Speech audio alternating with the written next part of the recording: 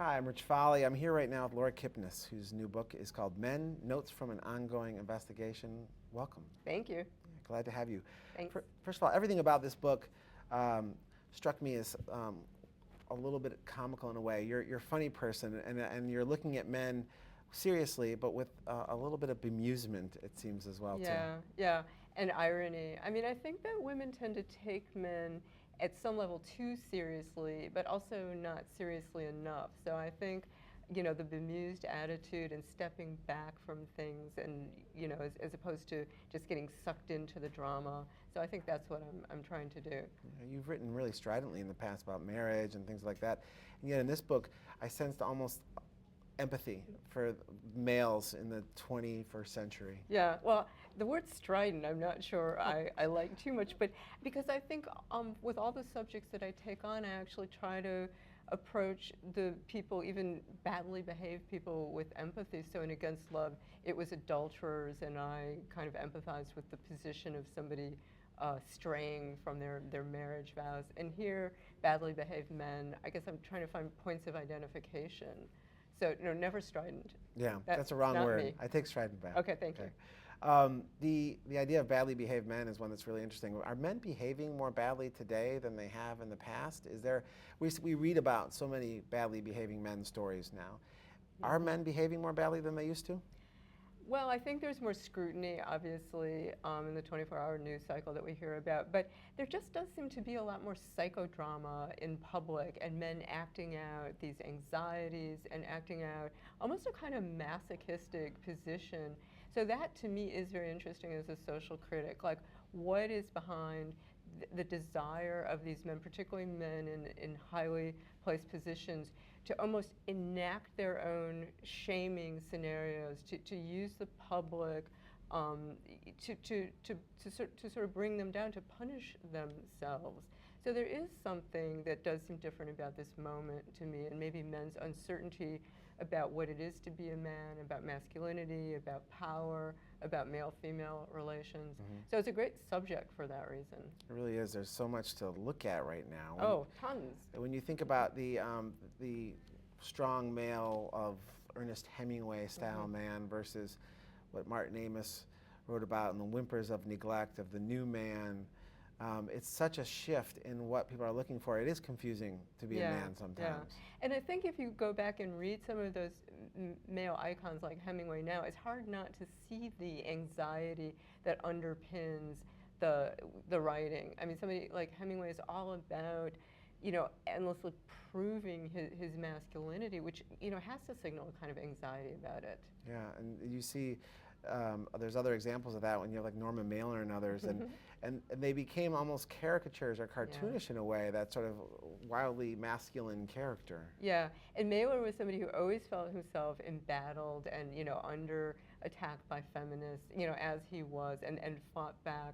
So a lot of women find those kinds of guys very irritating or offensive, but I think that's where the bemusement comes in. And I also kind of identify with him. I mean, somebody like Mailer, who's so pugnacious but takes so many risks in his writing. You know, if I could take that many risks and feel that much entitlement to to just like put myself out there in the way he did, I mean, I would be a happy writer. Yeah. So I admire him, even though he's kind of crazed. There's other people like that fit that description for you. You read about Larry Flynt in the book, and maybe people wouldn't understand why or how, but you've been asked to write blurbs for him, and you've done that. And tell me more about your relationship to Larry Flynt and your feelings for him. Well, he was one of the early people that I wrote about, and I had written this kind of, I have to confess, sort of ambivalently admiring essay about Hustler, which when I first read it, I found completely disgusting. And I mean, to the point that I, you know, like threw it across the room. But when I started actually reading it, it's very interesting in terms of its class politics. It's very much about using disgust as this weapon against elites. So if you look back at satirists throughout history, like Rabelais even, you know, Hustler is kind of in that mode. So I wrote about it respectfully, but also about the ways that it triggered all my own shame and you know, protectiveness as a woman.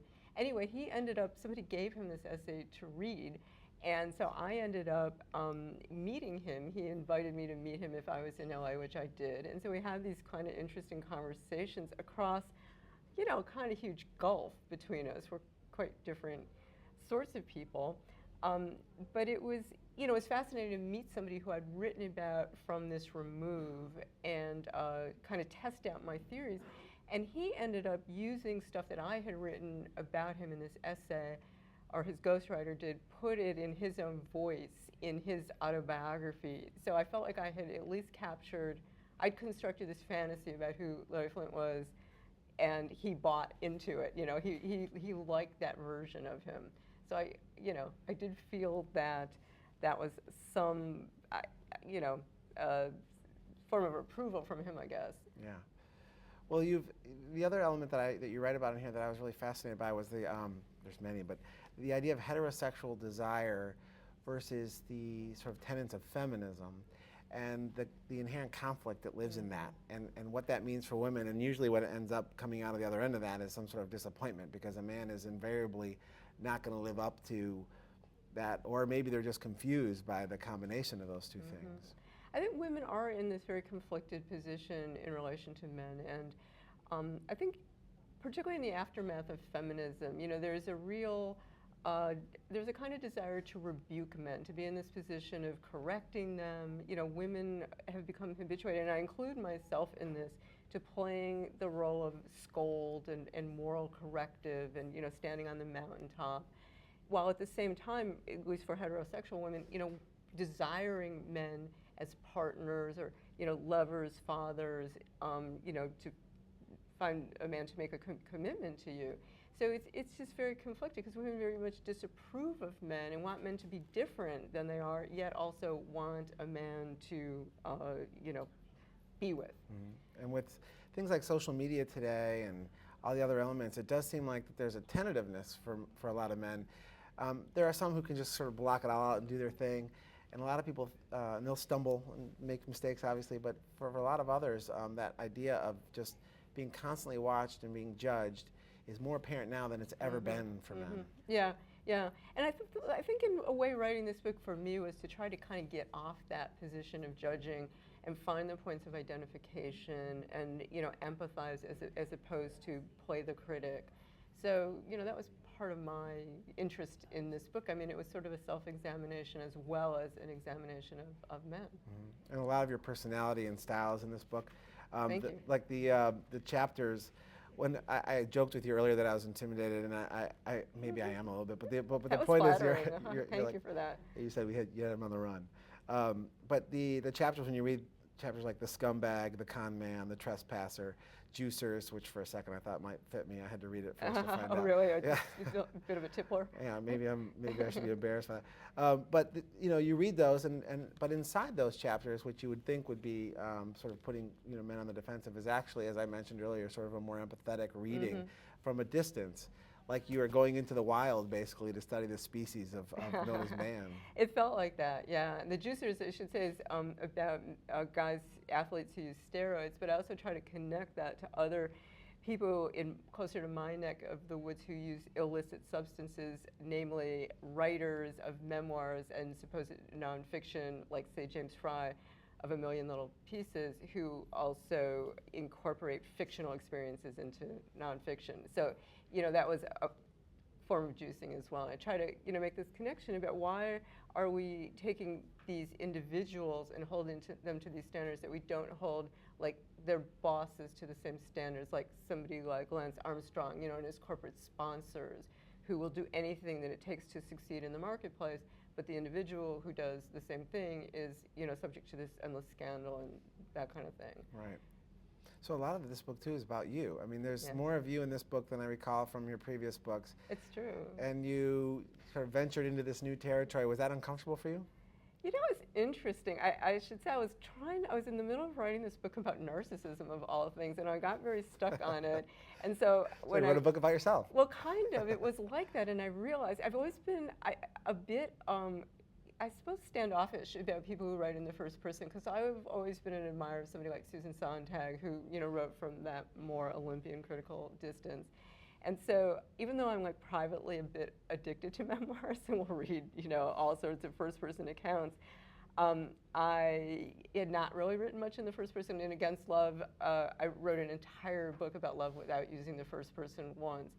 So when I went back and I was revising these essays, I did weave in my own experiences with men, both, boyfriends or men I've known, and also my own kind of, sense of empathy or identification, especially with some of these badly behaved figures.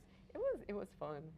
As a man reading the book, I wonder sometimes, because some of the themes in here are pretty big, as if some of people are consciously making decisions about how to behave, or that they're being sort of thoughtfully holding back or doing something incorrectly that they were led to by society. I wonder if men even think that hard. I mean, I sometimes wonder if I think that hard about the way that I'm behaving. I find myself in situations that are just me being dumb, frankly. Yeah, well, it's been a theme that I've taken up repeatedly. The last book I wrote was about scandal, called How to Become a Scandal. And this question about consciousness and how conscious you are, fully self-aware of your actions is, I guess I'm kind of plagued by it. So the people who get themselves into scandals and everybody says, how could they have been so stupid? I mean, what you have to realize, or you end up having to realize, is that we're all just very split. I think it's the structure of consciousness that you can know something and not know it at the same time. And it's very easy to rebuke the people. I mean, like I read about, say, Anthony Weiner, who was the congressman, sent the sexts to various women. And you think, didn't you know what you were doing? And I think the fear is that you yourself, I myself, could step in the same kind of pile of whatever in a similar way by sort of not exactly paying attention, even while knowing that you're doing something. I just think that is human, what it is to be human. That's fascinating, and you're not intimidating at all. Your book is really interesting, though. I love the way you have put it. Thank you. Yeah, it's really great to talk to you. Laura Kipnis, the book is Men, Notes from an Ongoing Investigation. I'm sure that investigation will continue. Yes, maybe a sequel. Yeah. Maybe you'll be a footnote. There you go. Hey, all right. But it's great to meet you. Thanks for being here. Thank you very much.